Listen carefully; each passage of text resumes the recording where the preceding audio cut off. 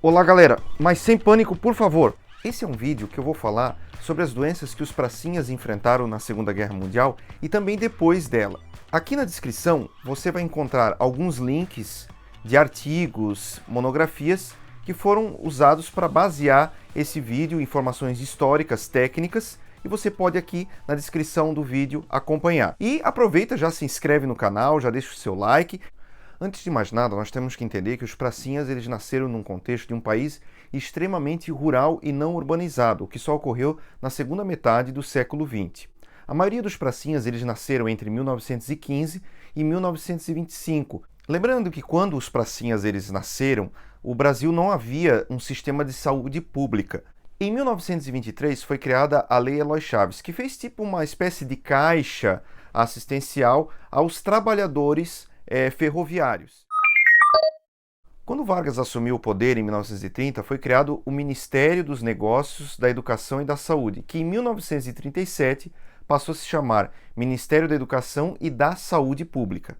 Na Constituição de 1934, foi concedido então assistência médica, licença maternidade, gestante, para as pessoas, foram os primeiros direitos nesse sentido da saúde. Só em 1943, então com a CLT, que aquela mesma que instituiu o famoso salário mínimo, foi determinado alguns benefícios para a saúde dos trabalhadores. Então nós temos que entender que os pracinhas eles vieram deste contexto, né, da saúde no Brasil. Muitos deles, e a gente sabia que o Brasil tinha a questão do problema da tuberculose, que era muito alto, muitas pessoas elas não passavam da triagem do exército. O projeto inicial do governo brasileiro era mandar 100 mil soldados para a Itália. Viagem, nada a ver. Então, foram somente por volta de 25 mil militares, e desses, grande parte eram voluntários, que vieram daquele contexto que eu falei no início, que era um contexto rural. Nos anos 40 também, a expectativa de vida do Brasil era por volta de 45,5 anos, 42 anos para os homens e 48 anos para as mulheres. Havia também um contexto sanitário no Brasil com relação ao problema da malária. Muitas pessoas haviam pego a malária num surto que deu na década de 30 e 40. E alguns soldados, nós sabemos que aqui o litoral brasileiro foram todos colocados batalhões, né, e alguns soldados até pegaram malária, como é o caso do senhor Antônio Azevedo, falecido há pouco tempo aqui em Itajaí, e ele conta que quando ele estava fazendo guarda na praia de Taquaras, ele havia contraído malária e, né, teve que ficar esperando atendimento, e foi uma situação bem desagradável para ele como militar na época. Os soldados, quando faziam a sua inspeção de saúde nas bases militares, principalmente do Rio de Janeiro, eles já eram imunizados contra possíveis doenças que eles poderiam pegar nos frontes. A principal preocupação eram duas: o tétano e o famoso tifo, que vitimou muitas pessoas durante a Segunda Guerra Mundial, inclusive a famosa Anne Frank. Durante a viagem já começaram alguns probleminhas de saúde. Olha o que o seu José Coelho, que era padioleiro da FEB, ele falou sobre as viagens que aconteceram naqueles navios com um monte de gente ali dentro indo rumo à Itália.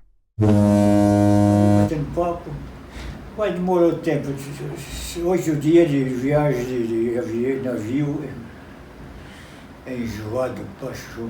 Enjoava? O pessoal enjoava muito? E tinha colega que vomitava a tripa, vomitava triste, né? Só lembrando que essa entrevista do seu Coelho completa você vai ver nos próximos vídeos aqui do canal. Então não deixa de se inscrever e ativar as notificações. Os pracinhas foram para a Itália, é plausível dizer que eles encontraram um estado aparentemente frágil, porque o Mussolini havia caído em 1943 e havia sido refugiado para formar a República Social Italiana no norte do país, mas o Estado fascista ele criou uma série de mecanismos de assistência social que foram implantados desde 1923. Inclusive, entre 1942 e 1943, 2 institutos de seguro social haviam sido criados pelo governo de Benito Mussolini.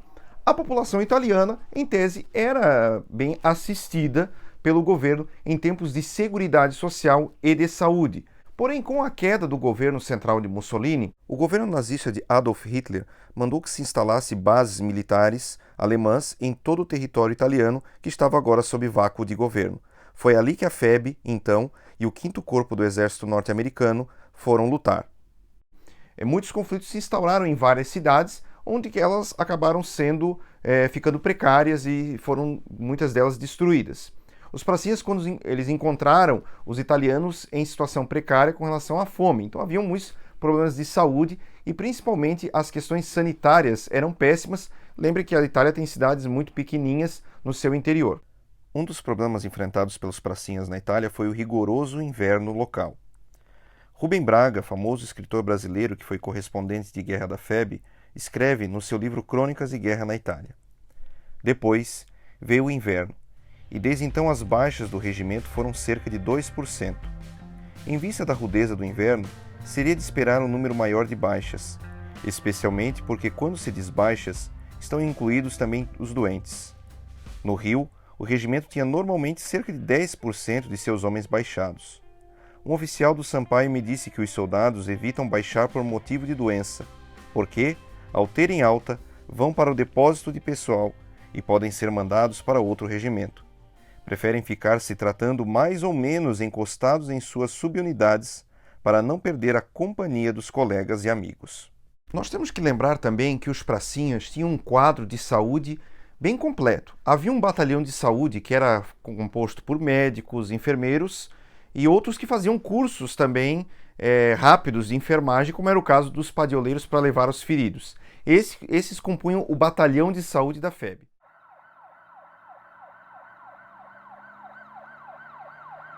Em 1943, o Exército Brasileiro fez um quadro de enfermeiras da reserva do Exército, onde foram 73 enfermeiras para a Itália e todas elas foram alçadas ao posto de segundo-tenente. E elas cuidavam dos hospitais de campanha que eram montados ao longo de toda a trajetória da FEB na Itália. A vacina contra o tétano ela foi desenvolvida em 1924 e durante toda a Segunda Guerra ela foi amplamente utilizada, porque era um problema crônico, a questão do tétano, principalmente nesses lugares onde os soldados poderiam ir, e ruínas, enfim, escombros de coisas que poderiam trazer e ocasionar e ser um vetor para a doença.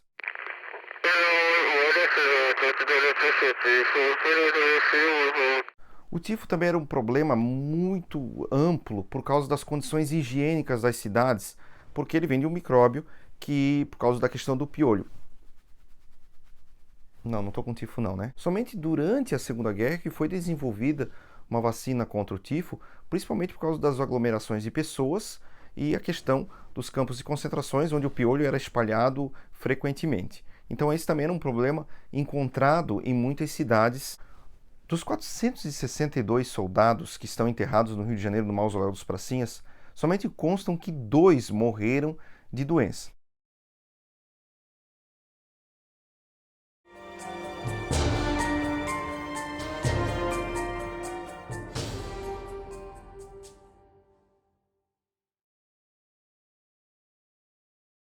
É provável que outros tenham algumas doenças pessoais tenham agravado.